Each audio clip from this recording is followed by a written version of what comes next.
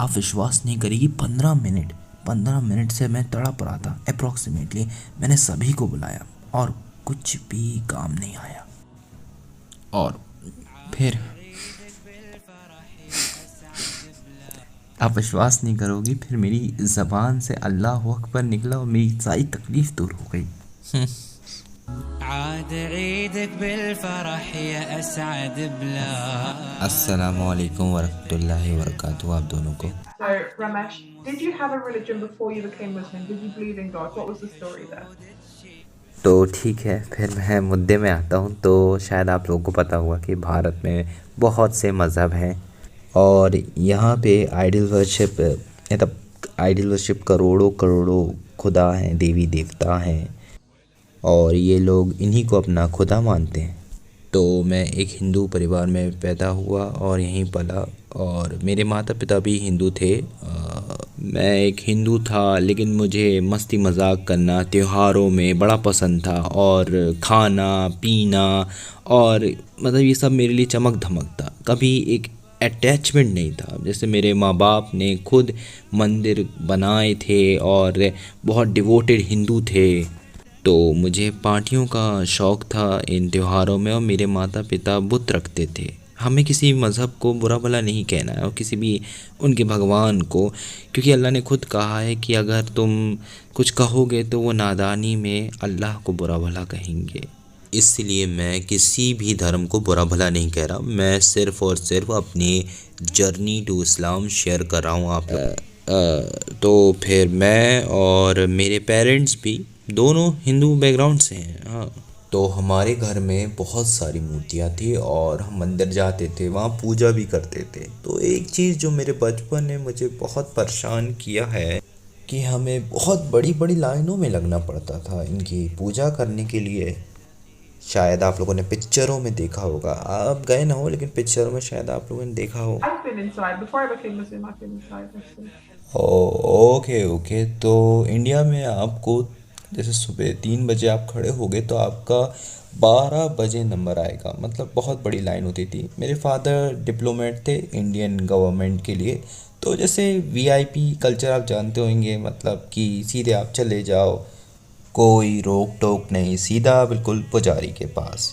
तो ये एक चीज़ थी और मैं इन बेचारों को देखता तो जो 3 बजे से खड़े रहते थे, मतलब वो मुझे देखते थे जैसे मैं कोई बड़ा आदमी हूँ और वो कोई छोटे इंसान हो। मतलब ये एक चीज़ थी जो मुझे बिल्कुल पसंद नहीं थी।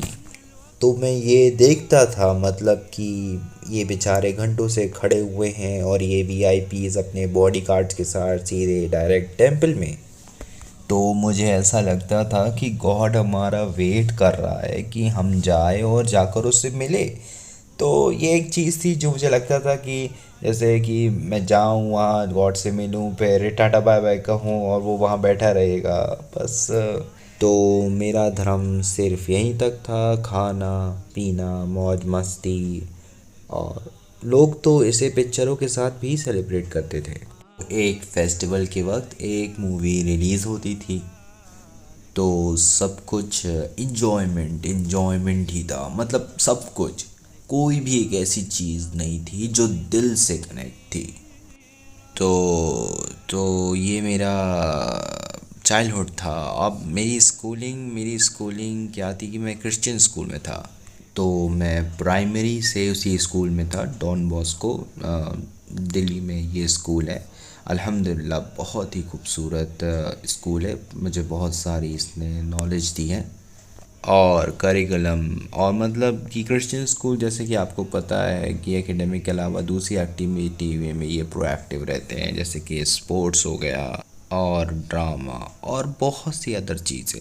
तो मैं जीसस क्राइस्ट को भी खुदा मानता था। मतलब हम सब जाते थे चर्च में संडे को मास प्रेयर में और हम सब नी में बेंड डाउन होते थे और जीसस क्राइस्ट की पूजा करते थे और सभी लोग करते थे और हिंदुओं भी करते थे, उनको कोई प्रॉब्लम नहीं थी। तो फिर क्या हुआ कि मुझे आगे जैसे कि मुझे बहुत ही मैं बहुत ही इस्लाम से नफ़रत करता था। अगर किसी की मैंने दाढ़ी देख ली और फिर टोपी लगी हुई देख ली तो ये मुझे मार देगा। तो ये मीडिया ही है जिसने इस्लाम को गलत डिपिक्ट किया है, गलत दिखाया है। और एक चीज़ आप लोग और देखिए कि जो कि कसाई की दुकान होती है, और ये लोग जो लंबी लंबी की दाढ़ियाँ होती है, टोपी होती है, लुंगी लगाए रहते हैं, वही तो ये लोग चलाते हैं ये सारी दुकानियाँ पाकिस्तान और इंडिया में। और फिर पिक्चरों में इन्हीं को बुरा दिखा दिया जाता है। मतलब इस्लाम मेरे भारत में मीडिया ने इसे पूरा गंदा कर दिया है।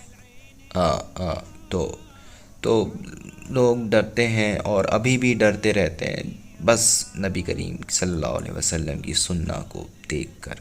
तो कुरान, सुन्ना, हदीस ये लोगों की आंखों तक नहीं पहुंच पाया तो दिल तो छोड़ ही दीजिए।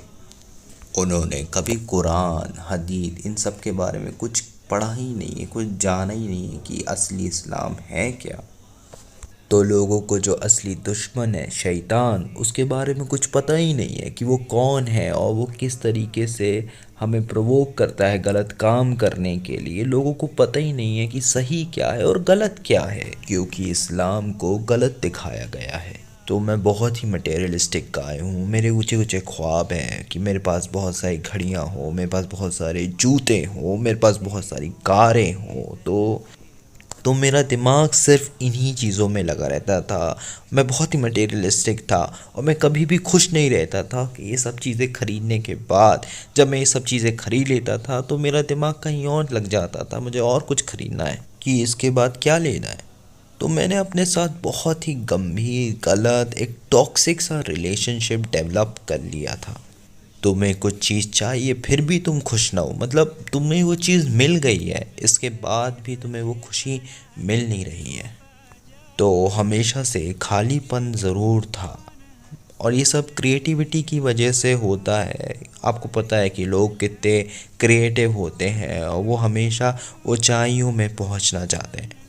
तो जितनी भी मेरी चाहते थी उनसे मुझे कभी भी खुशी नहीं मिली। तो ये सब मेरी स्कूलिंग की थी। इसके बाद मैं एमबीए करने चला गया। तो मैं जब एमबीए करने गया तो मैं अपने माँ बाप से दूर हो गया था थोड़ा सा, और फिर यही वो पीरियड था कि मैं वो धार्मिक चीज़ों से भी, धर्म वगैरह से भी अलग होने लगा था। लेकिन वहाँ भी फेस्टिवल्स ये सब हम लोग खूब सेलिब्रेट करते थे, होली, क्रिसमस, सभी चीज़ें।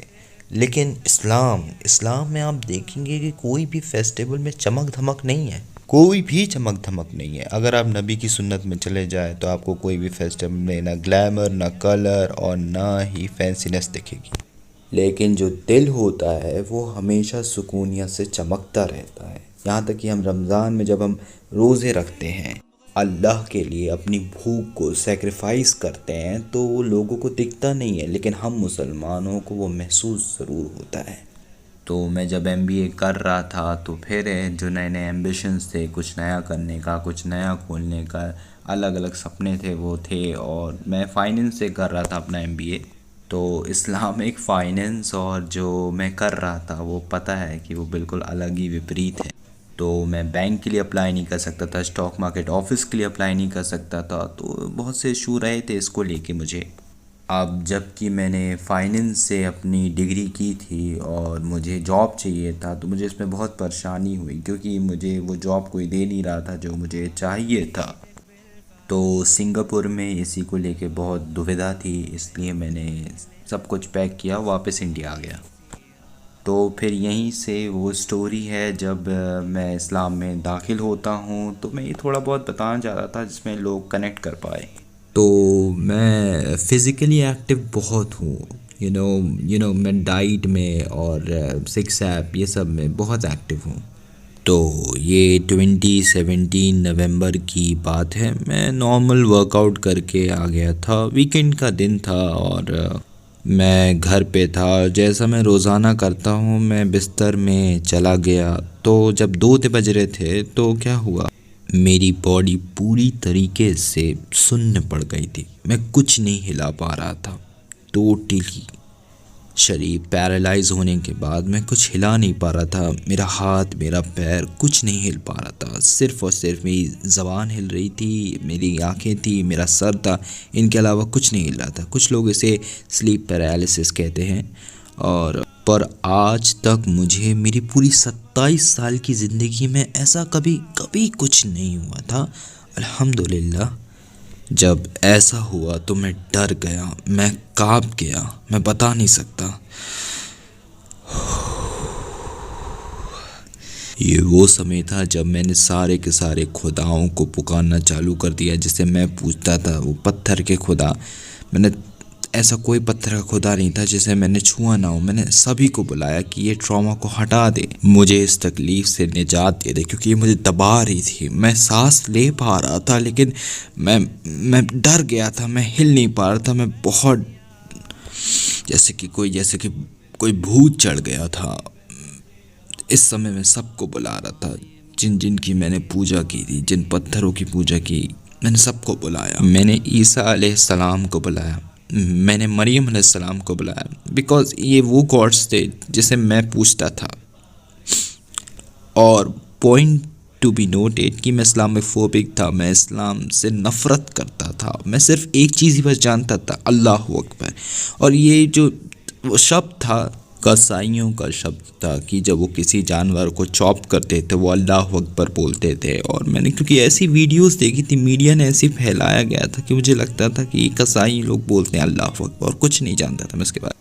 आप लोग शायद भरोसा ना करें लेकिन 15 मिनट बाद मैं 15 मिनट तक ये तकलीफ़ झेल रहा था, और जब ये और कुछ भी काम नहीं आ रहा था। और फिर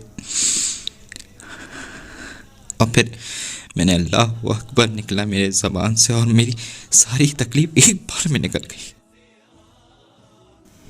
जैसे ही मेरी ज़बान ने अल्लाह अकबर कहा, मेरे शरीर से पूरा भार निकल गया। और इस समय मैंने सोचा, अब ये क्या हो गया? क्या अल्लाह अकबर? अल्लाह अकबर तो वो चीज़ थी जिससे मैं डरता था जब मैं इस्लाम के बारे में सुनता था। ये क्या हुआ था? तो मैंने गूगल खोला और मैंने टाइप किया कि अल्लाह अकबर का मतलब क्या है, और उसमें आया कि ऊपर वाला सबसे बड़ा, अल्लाह सबसे बड़ा है। हाँ, मैंने कहा हाँ। और ये सब क्यों हुआ कि मेरी ज़बान ने ये कहा और मेरा सारा दर्द निकल गया? ऐसा क्यों हुआ? बेसिकली मैंने अल्लाह अकबर बोला, मेरी बॉडी का दर्द निकल गया। मैं किचन में गया, एक गिलास पानी किए पिया, और मुझे वो सुकून मिला जो मेरी पूरी लाइफ में मुझे वो सुकून नहीं मिला था। मैं अपने कमरे में वापस आया, 3 बज रहे थे। मैंने सब कुछ गूगल किया कि अल्लाह अकबर क्या होता है, उससे रिलेटेड क्या होता है, मैंने सब कुछ किया। और अल्हम्दुलिल्लाह मैंने अगले दिन शहादा ले लिया। Wow. عيدك بالفرح يا أسعد بلا तो आप लोगों को पता है कि मैं अपने आप को हमेशा क्या कहता हूँ कि अल्लाह ताला ने मुझे 1 सेकंड में हिदायत दे दी, 1 सेकंड में, अल्हम्दुलिल्लाह। और मैं ये कहना चाहता हूँ कि मैं और कोई भी मुसलमान को हज़ारों करोड़ों डॉलर में कितना भी पैसा हो, अपना ईमान बिल्कुल भी बेचना नहीं चाहिए। ला इलाहा इल्लल्लाह आसमान और ज़मीन के परे हैं, बल्कि आसमान और ज़मीन इससे ही थमे हुए हैं। उसने यानी अल्लाह ने ये मुझे डायरेक्ट दे दिया, बिना किसी की मदद के बगैर। और मैं अपने आप से हमेशा कहता हूँ, जब भी अजान आती है और कहती है ला इलाहा इल्लल्लाह मोहम्मद रसूलुल्लाह, मैं ये खुद को बताता हूँ कि बिना किसी इंसान के सहारे किसी भी मुसलमान ने मुझे दावा नहीं दिया। मेरे 2 मुसलमान दोस्त हैं, उन्होंने मुझे कभी भी इस्लाम के पास नहीं बुलाया।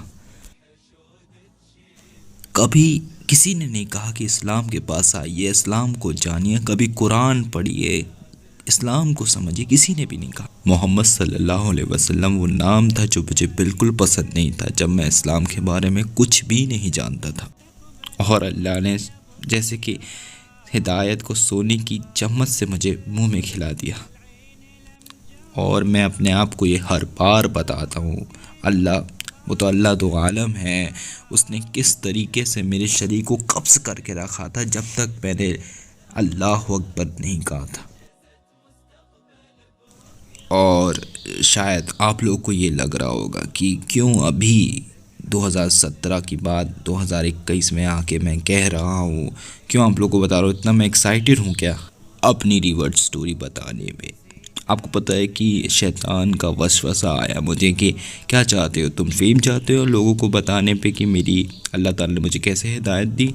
इसी के कारण मैं अपने आप को रो के रखा था, रोके रखा था किसी को अपनी स्टोरी बताने से। लेकिन आज लगता है कि अगर ये स्टोरी किसी को हिदायत पाने मदद करे, उसके दिल में एक स्पार्क जला दे कि मुझे हिदायत लेना है, उनको इंस्पायर करे। और अल्लाह ताला के कुन का मतलब मेरे लिए यही है। अल्लाह कहता है कुन हो जा, और वो हो जाती है। तो फिर क्या, तो ये मेरी कहानी थी, मेरी रिवर्ट स्टोरी थी। तो मैं अपने ऐड करना चाहता हूँ मेरी मॉम डैड मेरे भाई के साथ क्या हुआ। हम लोग 4 लोग हैं। तो क्या हुआ कि ये सब होने के बाद मैं कुरान पढ़ना चालू कर दिया। मैंने कुरान पढ़ना चालू कर दिया। मैं डर गया क्योंकि मैं नया रिवर्ट था, और जो कि कुरान में लिखा है जहन्नम की आग के बारे में मुशरिकों के लिए। मेरी माँ और मेरे पापा दोनों तो पक्के हिंदू थे, वो दोनों बहुत ही डिवोटेड थे। तो मैं हर रात डरता था, हर रात रोता था। अल्लाह फिर जिसे हिदायत देना चाहे, और जब ये वर्स आती थी कुरान में कि अल्लाह हिदायत दे सकता है किसी को भी, तो मुझे वहाँ राहत मिलती थी। तुम्हारे माँ बाप और भाई का हिदायत तुम्हारे हाथ में नहीं, अल्लाह के हाथ ही में है। तो मैं उस समय सिर्फ़ और सिर्फ 2 ही नमाज़ पढ़ रहा था, एक तहज्जुद और फ़जर की नमाज़। मैं 5 टाइम की नमाज़ नहीं पढ़ रहा था। 1 महीना हुआ था मुझे रिवर्ट बने हुए, तो मैं सिर्फ तहज्जुद और फ़जर ही पढ़ रहा था। आप शायद यकीन नहीं करोगे, लेकिन मैं रोता था तहज्जुद की नमाज में। घंटों भर मैं सजदे की हालत में रोता रहता था, क्योंकि मेरे शोल्डर्स काफ़ी अच्छे हैं, ताकत है। मैं अपने माता पिता और अपने भाई के लिए रोता था, उनकी हिदायत के लिए। और 3 महीने बाद मेरे भाई ने शहादा ले लिया, फरवरी 2018 को। मैंने भी उसको कभी नहीं कहा था, किसी ने नहीं कहा था। और अगले ही महीने मेरी माँ ने शहादा ले लिया, और अगले महीने मेरे पापा ने शहादा ले लिया। सब तहज्जुद की बदौलत है। عيدك بالفرح يا أسعد بلاد. सूरा असर, पता है सूरा असर बहुत छोटी सी सूरा है, और वो सूरा हर मुसलमान को बताती है कि इस्लाम के 5 पिलर ही सिर्फ इम्पोर्टेंट नहीं है। अगर आप पढ़ेंगे तो उसमें लिखा है कि दावत देना फ़र्ज़ है, देना चाहिए सबको, सभी को इस्लाम की तरफ बुलाना, यही तो है ना। तो ये हर मुसलमान का फ़र्ज़ है। इल्लल्लज़ीना आमनू व आमिलुस्सॉलिहात व तवासौ बिल हक़ व तवासौ बिल सब्र। हक़ को मानो, अच्छे काम करो और सीधा रास्ता चलने की सलाह दो, और सलाह दो सच की और सब्र की। तो मैं सारे के सारे मुसलमानों से कह रहा हूँ कि वो अच्छी तरीके से गैर मुस्लिमों को दावत दे। सो अल्हम्दुलिल्लाह, ये मेरी रीवर्ड स्टोरी थी। Alhamdulillah. Thank you so much for sharing it. It's absolutely such an incredible story. I think one of my favorites I've ever heard on my channel. That's Alhamdulillah. definitely my favorite. Yeah. It's so amazing, and Allah's guided you in such a special way, and with that gift Allah's given you, I think it's very important for you to share your story. And अल्लाह आप दोनों को, उम्मत को, और जो मुश्किलों में पड़े हुए हैं उन सबको बरकत दे। अल्लाह तमाम रुकावटों को हटा दे और सभी को हिदायत दे, और हम पे हिदायत बनाए रहे जब तक हम जन्नतुल फिरदौस न पहुँच जाए। Jazakallah khair. Thank you so much, brother. Thank you, brother. Assalamu alaikum, everyone. عيدك بالفرح يا أسعد بلاد.